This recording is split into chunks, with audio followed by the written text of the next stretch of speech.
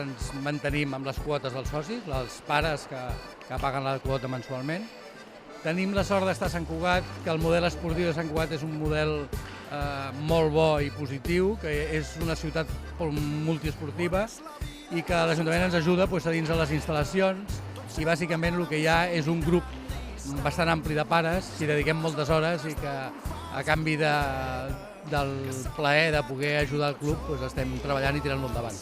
Veure els entrenadors, quins sistemes utilitzen, què treballen, i ja havíem fet nosaltres 3 franges, el que era fins a infantil, el que era fins a mitja taula i el que eren els sèniors. Treballant a 3 franges també hem vist que llavors hi havia una mica de dispersió i el que hem buscat és unificar una mica i donar-li un toc una mica de qualitat, no? Buscar algú de fora que ens supervisi, que vegi com estem treballant, el que estem treballant, veure quines mancances tenim a cada franja i millorar-les.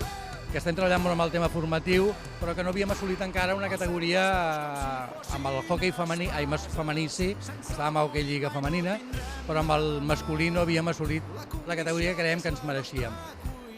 Jo crec que això ens ajudarà molt, sobretot per mantenir aquesta categoria, per mantenir la formació de qualitat i poder mantenir els nostres primers equips.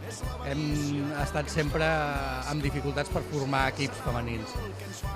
Els darrers anys hem pogut formar un equip que ha estat a Hockey Lliga, aquest any han baixat, però les jugadores totes segueixen i tenim moltes per sota que estan empenyent i que ajudaran a recolzar el primer equip.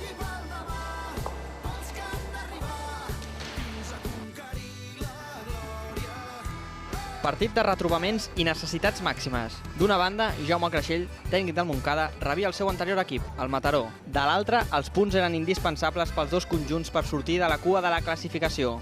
Charlie ha afusellat Cuevas. Poc després, el segon. Carrion ha rematat el rebuig del seu propi llançament. La primera part estàvem massa parats, no anàvem a rebre la pilota i estàvem una mica dormidets. La segona part hem tingut de parlar allà dins una miqueta i la segona part crec que ha sigut un grup de velocitat, hem entrat per bandes i ha sigut un partit molt maco. Amb tot, Creixell no ha acabat gaire satisfet.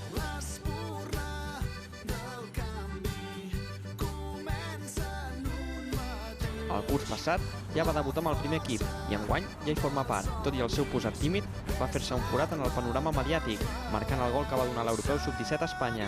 Una passió que compagina amb els estudis. Voy a hacer bachillerato ahora, estoy estudiando, lo que pasa que como estoy con el fútbol me cuesta un poco, pero lo voy sacando. Voy a seguir con el fútbol porque es un sueño y muy bonito. Vinguda del món del futbol sola, fa mitja vida que és a l'Espanyol i el seu desig per aquesta temporada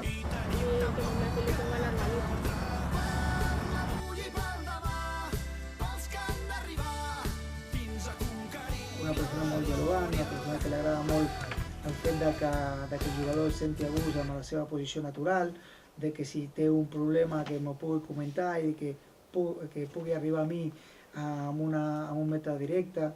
Crec molt en el meu equip de treball. Siguem nosaltres els que proposem coses canviants dins del mateix partit. Això jo crec que pot ser una miqueta diferent a el que ha fet l'equip aquesta temporada,